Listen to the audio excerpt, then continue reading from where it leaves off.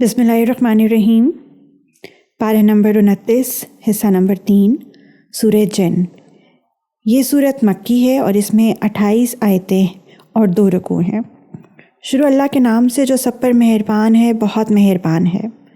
اے پیغمبر کہہ دو میرے پاس وحی آئی ہے کہ جنات کی ایک جماعت ہے جس نے قرآن کو غور سے سنا، اپنی جان سے اور اپنی قوم سے جا کر کہا کہ ہم نے ایک عجیب قرآن سنا ہے جو راہ راست کی طرف رہنمائی کرتا ہے، اس لیے ہم اس پر ایمان لے آئے ہیں اور اپنے رب کے ساتھ کسی کو عبادت میں ہرگز شریک نہیں مانیں گے۔ اور یہ کہ ہمارے پروردگار کی بہت اونچی شان ہے، اس نے نہ کوئی بیوی رکھی ہے اور نہ کوئی بیٹا، اور یہ کہ ہم سے بے وقوف لوگ اللہ کے بارے میں ایسی باتیں کہتے تھے جو حقیقت سے بہت دور ہیں، اور یہ کہ ہم نے یہ سمجھا تھا کہ انسان اور جنات اللہ کے بارے میں جھوٹی بات نہیں کہیں گے، اور یہ کہ انسانوں میں سے کچھ لوگ جنات کے کچھ لوگوں کی پناہ لیا کرتے تھے، اس طرح ان لوگوں نے جنات کو اور سر چڑھا دیا تھا۔ اور یہ کہ جیسا گمان تم لوگوں کا تھا، انسانوں نے بھی یہی گمان کیا تھا کہ اللہ کسی کو بھی مرنے کے بعد دوسری زندگی نہیں دے گا، اور یہ کہ ہم نے آسمان کو ٹٹولنا چاہا تو ہم نے پایا کہ وہ بڑے سخت پہرے داروں اور شعلوں سے بھرا ہوا ہے، اور یہ کہ ہم پہلے سنگن لینے کے لیے آسمان کی کچھ جگہوں پر جا بیٹھا کرتے تھے، لیکن اب جو کوئی سننا چاہتا ہے وہ دیکھتا ہے کہ ایک شعلہ اس کی گھات میں لگا ہوا ہے، اور یہ کہ ہمیں یہ پتہ نہیں تھا کہ آیا زمین والوں سے کوئی برا معاملہ کرنے کا ارادہ کیا گیا ہے یا ان کے پروردگار نے ان کو راہ راست دکھانے کا ارادہ فرمایا ہے۔ اور یہ کہ ہم میں کچھ نیک ہیں اور کچھ ایسے نہیں ہیں، اور ہم مختلف طریقوں پر چلے آ رہے ہیں، اور یہ کہ ہم یہ سمجھ چکے ہیں کہ نہ ہم زمین میں اللہ کو عاجز کر سکتے ہیں اور نہ کہیں اور بھاگ کر اسے بے بس کر سکتے ہیں، اور یہ کہ جب ہم نے ہدایت کی بات سن لی تو ہم اس پر ایمان لے آئے۔ چنانچہ جو کوئی اپنے پروردگار پر ایمان لے آئے تو اس کو نہ کسی گھاٹے کا اندیشہ ہوگا اور نہ کسی زیادتی کا، اور یہ کہ ہم میں سے کچھ تو مسلمان ہو گئے ہیں اور ہم میں سے اب بھی کچھ ظالم ہیں۔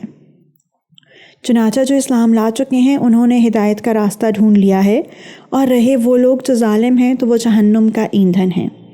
اور اے پیغمبر اہل مکہ سے کہو کہ مجھ پر یہ وحی بھی آئی ہے کہ اگر یہ لوگ راستے پر آ کر سیدھے ہو جائیں تو ہم انہیں وافر مقدار میں پانی سے سیراب کریں تاکہ اس کے ذریعے ان کو آزمائیں، اور جو کوئی اپنے پروردگار کی یاد سے منہ موڑے گا اللہ اسے چڑھتے ہوئے عذاب میں پرو دے گا۔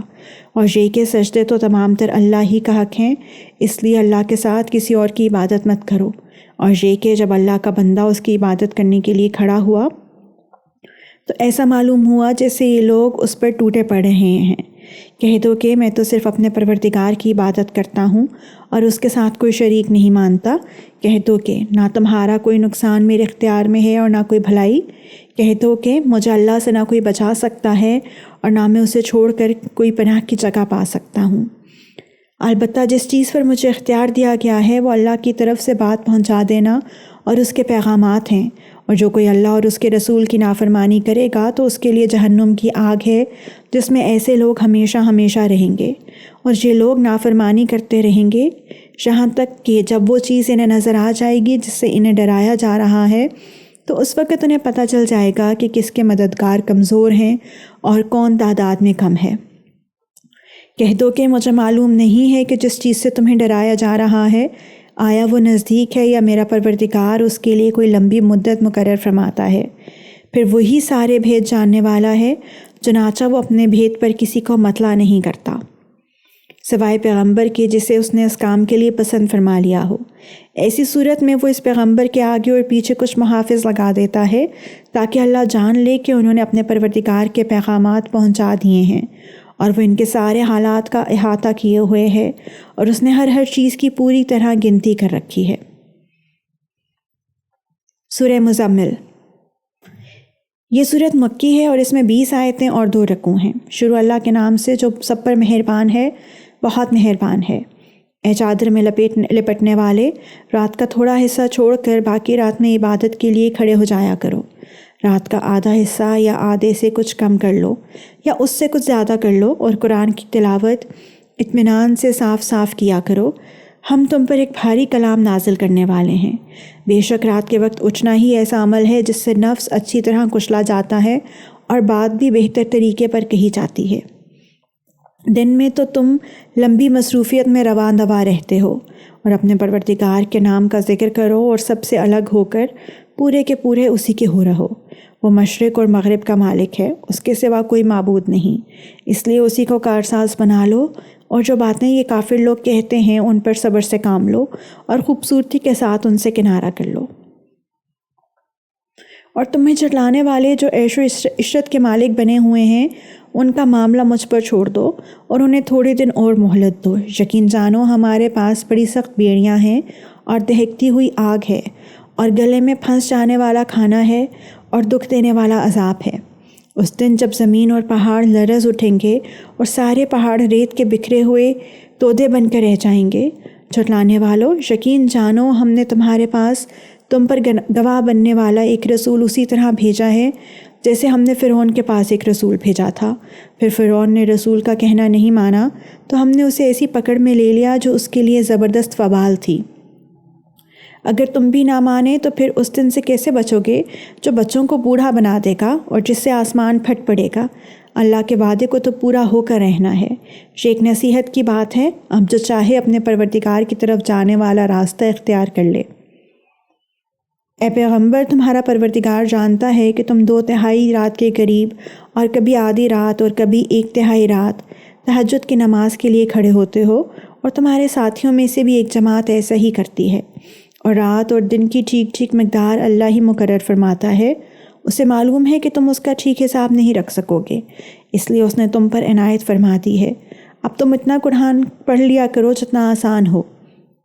اللہ کو علم ہے کہ تم میں کچھ لوگ بیمار ہوں گے اور کچھ دوسرے ایسے ہوں گے جو اللہ کا فضل تلاش کرنے کے لیے زمین میں سفر کر رہے ہوں گے، اور کچھ ایسے جو اللہ کے راستے میں جنگ کر رہے ہوں گے۔ لہٰذا تم اس قرآن میں سے اتنا ہی پڑھ لیا کرو جتنا آسان ہو، اور نماز قائم کرو اور زکوٰۃ ادا کرو اور اللہ کو قرض دو، اچھا والا قرض، اور تم اپنے آپ کے لیے جو بھلائی بھی آگے بھیجو گے اسے اللہ کے پاس جا کر اس طرح پاؤ گے کہ وہ کہیں بہتر حالت میں اور بڑے زبردست ثواب کی شکل میں موجود ہے۔ اور اللہ سے مغفرت مانگتے رہو، یقین رکھو کہ اللہ بہت بخشنے والا، بہت مہربان ہے۔ سورہ مدثر۔ یہ سورت مکی ہے اور اس میں 56 آیتیں اور 2 رکوع ہیں۔ شروع اللہ کے نام سے جو سب پر مہربان ہے، بہت مہربان ہے۔ اے کپڑے میں لپٹنے والے، اٹھو اور لوگوں کو خبردار کرو، اور اپنے پروردگار کی تکبیر کہو، اور اپنے کپڑوں کو پاک رکھو اور گندگی سے کنارہ کر لو، اور کوئی احسان اس نیت سے نہ کرو کہ زیادہ وصول کر سکو، اور اپنے پروردگار کی خاطر صبر سے کام لو۔ پھر جب سور میں پھونک مارتی جائے گی تو وہ بڑا مشکل دن ہوگا، کافروں کے لیے وہ آسان نہیں ہوگا۔ اس شخص کا معاملہ مجھ پر چھوڑ دو جس سے میں نے اکیلا پیدا کیا، اور اس کو مال دیا جو دور تک پھیلا پڑا ہے، اور بیٹے دیے جو سامنے موجود رہتے ہیں، اور اس کے لیے ہر کام کے راستے ہموار کر دیے۔ پھر بھی وہ یہ لالچ کرتا ہے کہ میں اسے اور زیادہ دوں۔ ہرگز نہیں، وہ ہماری آیتوں کا دشمن بن گیا ہے۔ عنقریب میں اسے ایک کٹھن چڑھائی پر چڑھاؤں گا۔ اس کا حال تو یہ ہے کہ اس نے سوچ کر ایک بات بنائی، خدا کی مار ہو اس پر کہ کیسی بات بنائی، دوبارہ خدا کی مار ہو اس پر کہ کیسی بات بنائی۔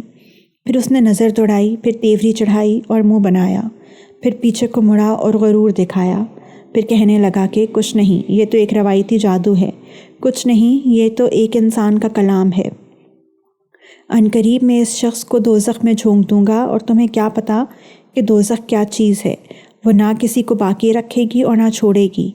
وہ کھالوں کو جھلس دینے والی چیز ہے، اس پر 19 کارندے مقرر ہوں گے۔ اور ہم نے دوزخ کے یہ کارندے کوئی اور نہیں فرشتے مقرر کیے ہیں، اور ان کی جو تعداد مقرر کی ہے وہ صرف اس لیے کہ اس کے ذریعے کافروں کی آزمائش ہو، تاکہ اہل کتاب کو یقین آ جائے، اور جو لوگ ایمان لا چکے ہیں ان کے ایمان میں اور اضافہ ہو، اور اہل کتاب اور مومن لوگ کسی شک میں نہ پڑیں، اور تاکہ وہ لوگ جن کے دلوں میں روگ ہے اور جو لوگ کافر ہیں وہ یہ کہیں کہ بھلا اس عجیب سی بات سے اللہ کی کیا مراد ہے۔ اسی طرح اللہ جس کو چاہتا ہے گمراہ کر دیتا ہے، اور جس کو چاہتا ہے ہدایت دیتا ہے، اور تمہارے پروردگار کے لشکروں کو اس کے سوا کوئی نہیں جانتا۔ اور یہ ساری بات تو نوع بشر کے لیے ایک یاد دہانی کرانے والی نصیحت ہے، اور بس۔ خبردار، قسم ہے چاند کی اور رات کی جب وہ منہ پھیر کر جانے لگے، اور صبح کی جب اس کا اجالا پھیل جائے، کہ یہ بڑی بڑی باتوں میں سے ایک ہے جو تمام انسانوں کو خبردار کر رہی ہے۔